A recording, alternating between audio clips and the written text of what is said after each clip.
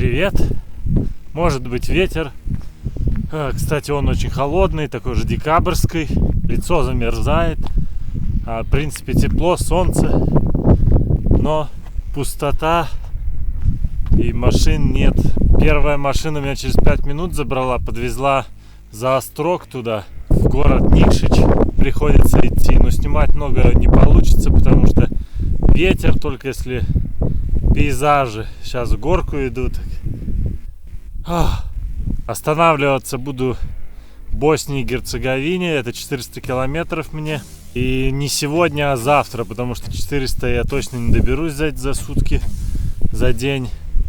Сделал с запасом, где-нибудь переночую, не знаю, как получится, но зато нормально доберусь и не на одну ночь, а на две.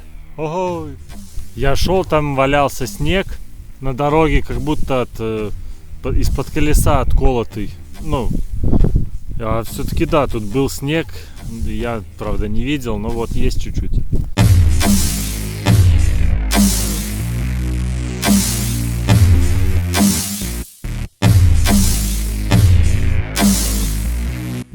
Я нашел себе домик у ручья.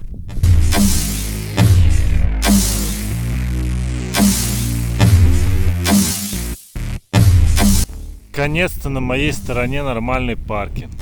Искупаюсь еще. Только что проезжал Джо Пеши. Только что проезжал Джо Пеши. Только что проезжал как его? Пеши. Джо Пеши. И он меня не взял. Меня Пеши не взял. 25 центов буханка. В Косово 20 стоило. Кусок отломал, но большая, за такую цену я...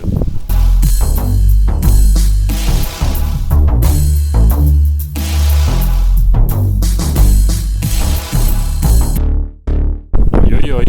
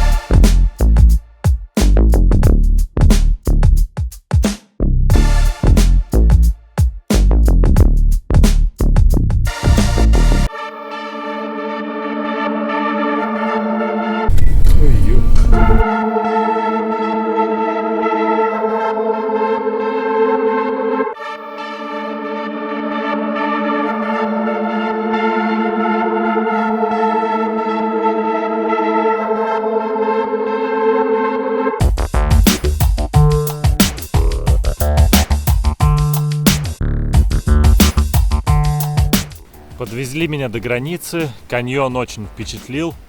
Вообще супер. И сейчас тут холодрыга. Я не знаю. Ему он забирает 2 людей. Дальше едет тоже в Боснию, но места нет. Так что не знаю. Пар, все. Замерзну тут. Снег и так далее.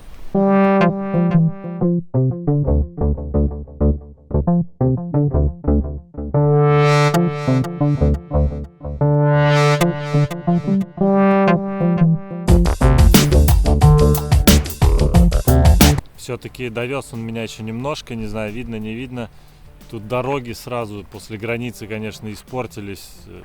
Вообще ужасные какие-то. Не знаю, как я там дальше буду добираться, пока стою. Жду машины. Наверное, ничего не видно. В общем, меня довезли до небольшого городка. Я тут постоял, поголосовал, и ничего не вышло.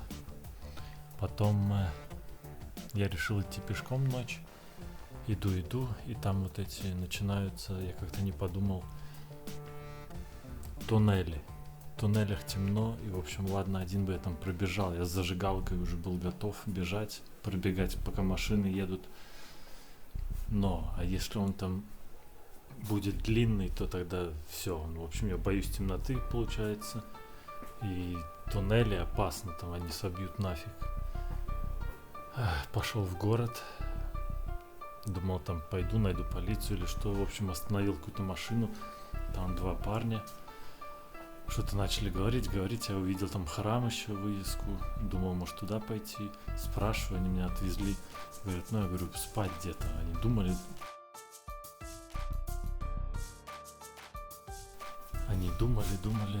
В общем, отвезли меня к домам 3 заброшенным.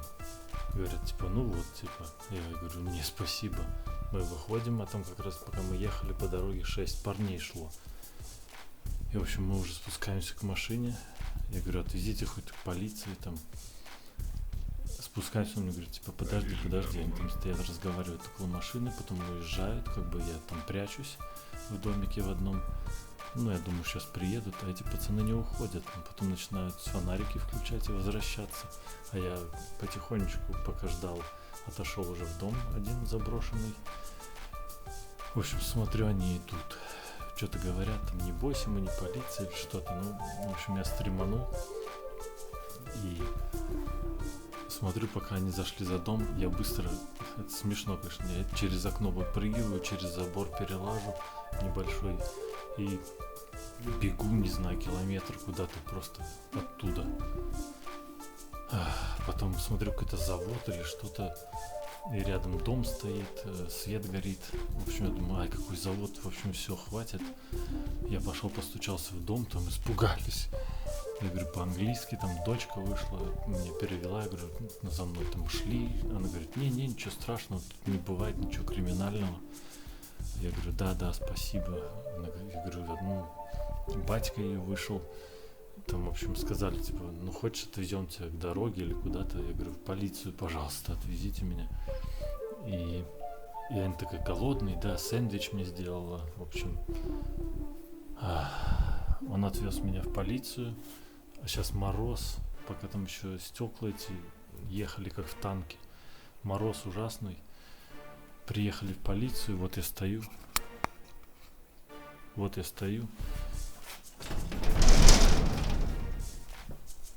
Двери закрыты.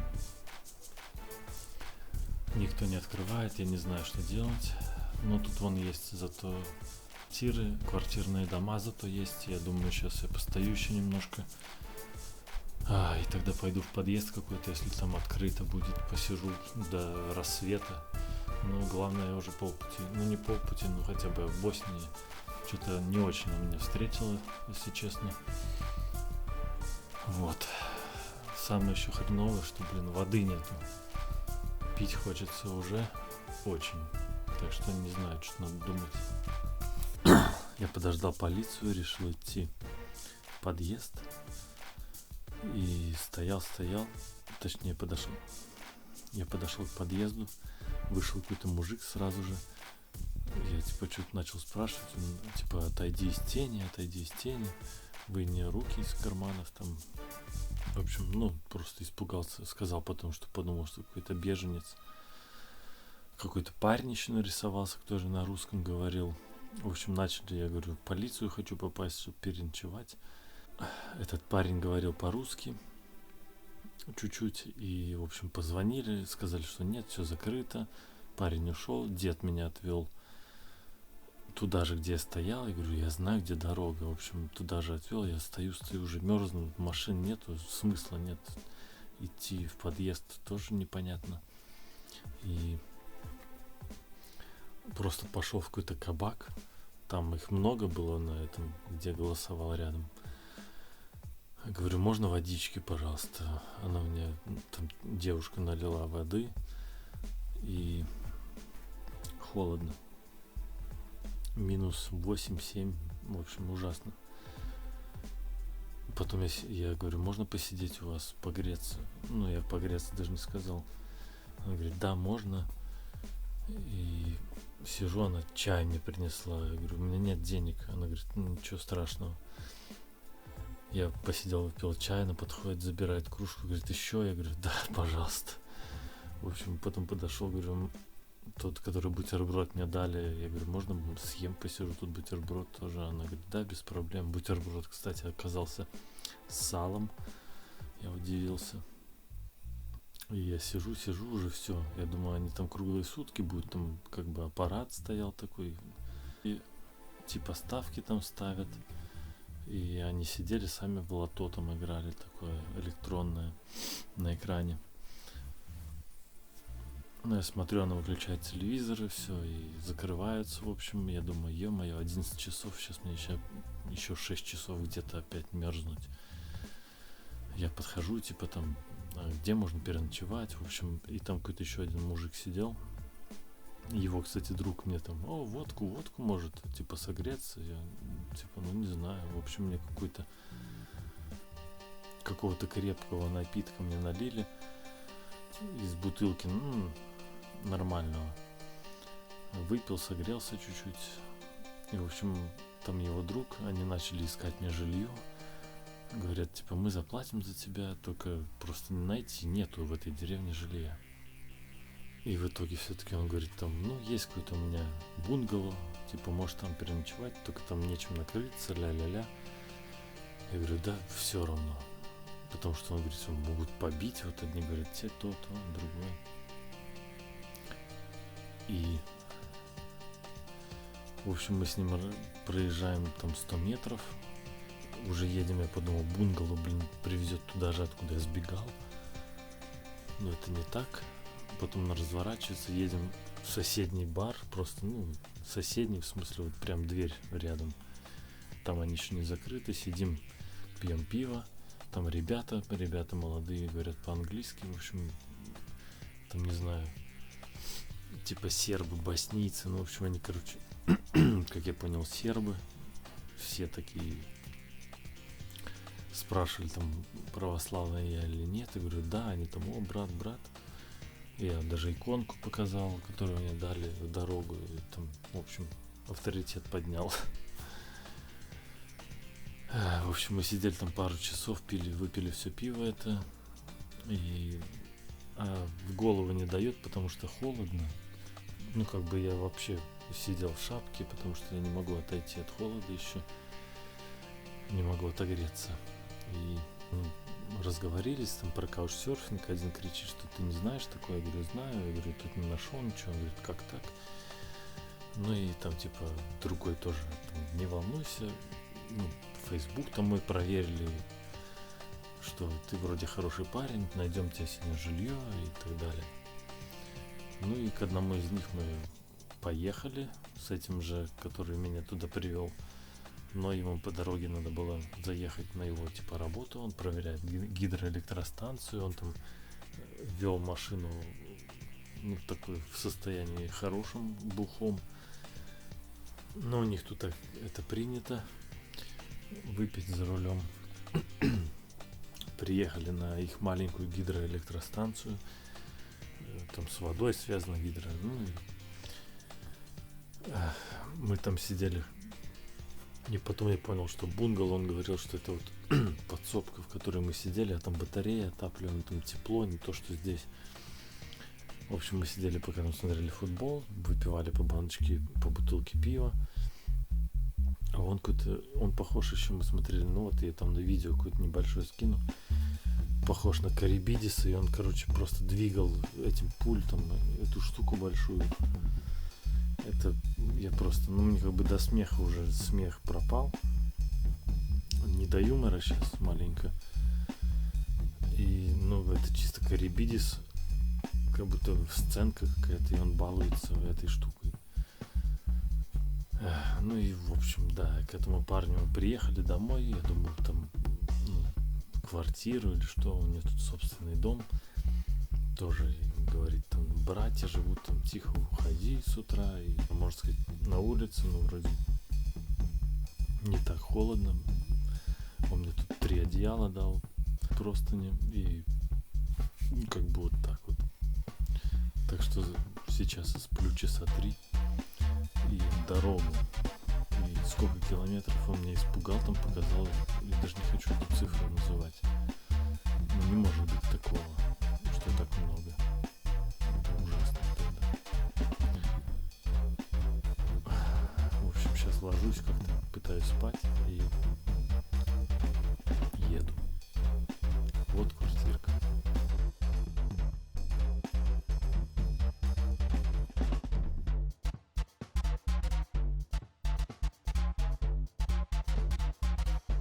Ну и все, это, конечно, ну, на 2-м этаже какого-то сарая. В общем, тут про батарею речи нету. В общем, почти как на улице, но чуть-чуть теплее. Ну, сейчас я накроюсь, как-то уже не впервые во Франции бывало.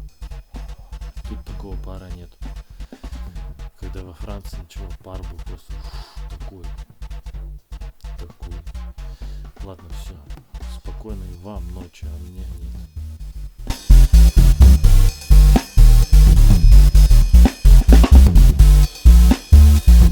Как-то поспал, нос холодный был всю эту ночь. Поеду.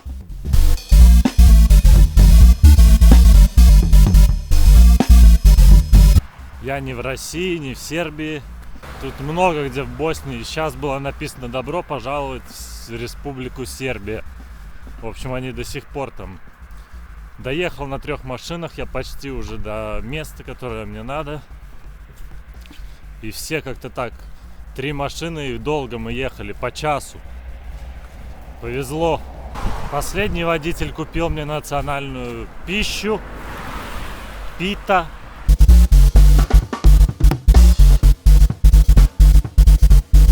Еду осталось чуть-чуть. Если кому-то будет интересно, считайте сами. Это в Боснии бензин. В Черногории на 1 евро меньше. Вчера последний водитель довез меня до городка. Там оставалось 18 километров мне до моего назначения места. И он мне заплатил за автобус. Там женщины еще помогли мне, стояли на остановке. Там, о, русский. Все, в общем, с их телефона созвонился там с хостом. И доехал. Вот я в городке Баня Лука. Раньше был он столицей Республики Сербской, когда Югославия была. Так сейчас не найти, сколько ему лет, там непонятно ничего. Кладбище. Живет 200 тысяч человек, плюс-минус 15 тысяч, там тоже непонятно. Вот. Переводится как банная пристань. Вот это, вот как бы так. Сейчас иду в монастырь, но, по-моему, я иду не в тот, который Google показал или что, ничего не понимаю.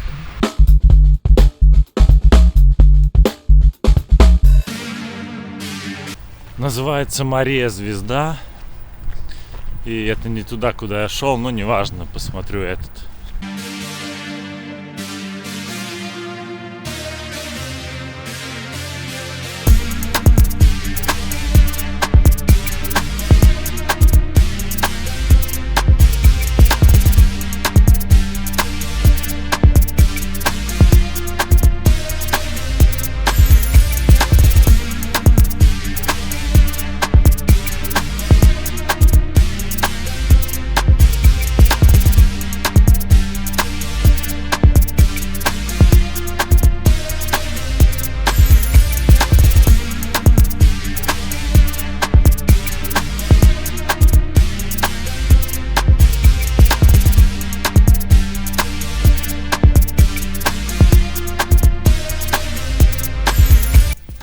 основатель Франц Фафер, как я понимаю.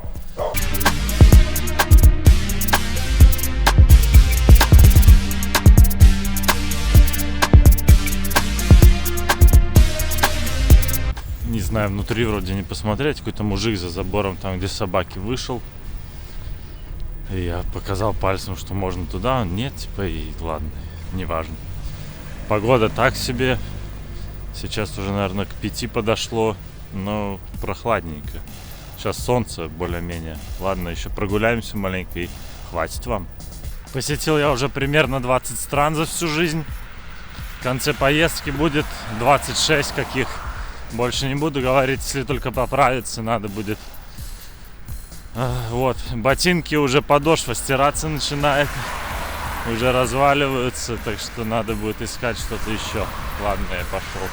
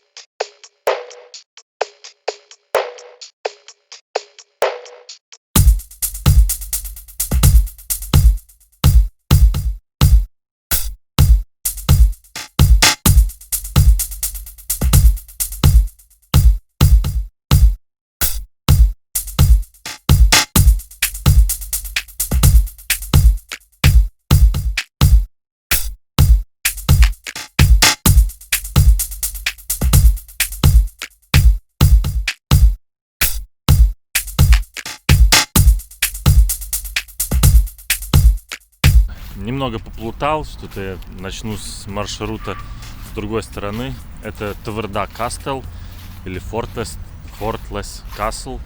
Не знаю, от чего это там идет. В общем, что-то такое.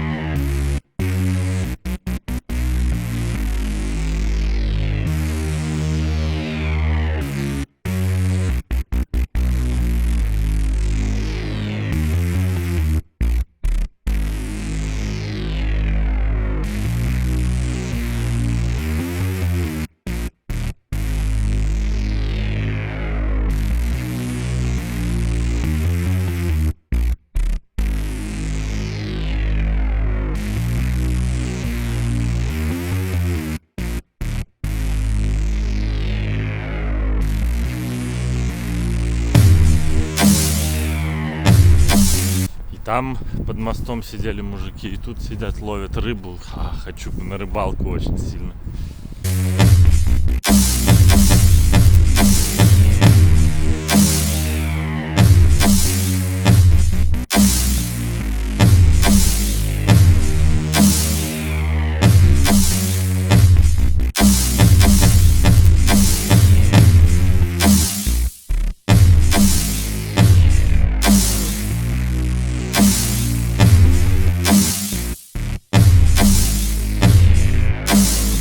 Современного искусства Республики Сербии. Сербской. Хорошо. Сербия. Музей современного искусства Республики Сербия. Сербской. Музеем сделали в 1971 году. Раньше тут был железнодорожный вокзал.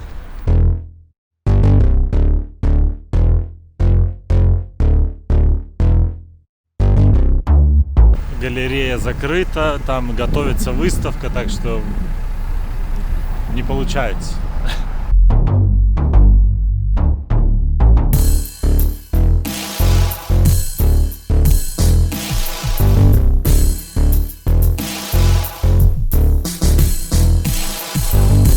Вот это храм Христа Спасителя. В 1929 его как бы поставили, потом разрушили. И с 1993 по 2004 его вот как бы сделали по новой. И там вот старые останки.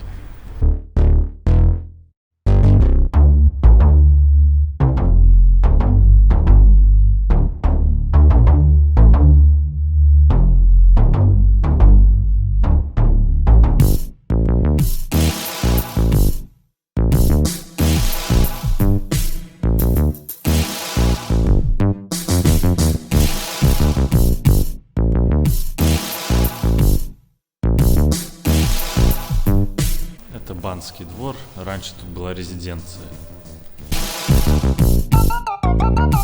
Католический храм Святого Бонавентура.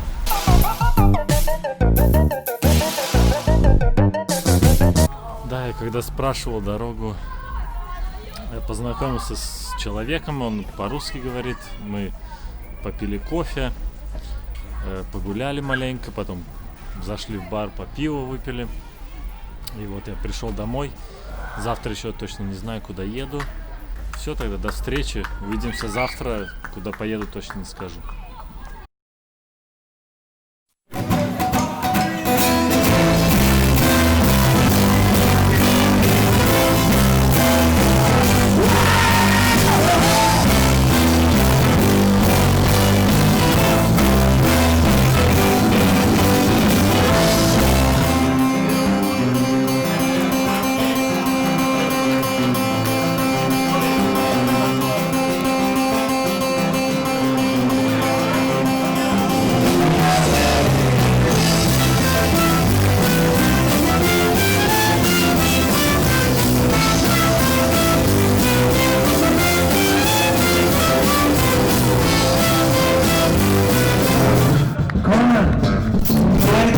Yeah.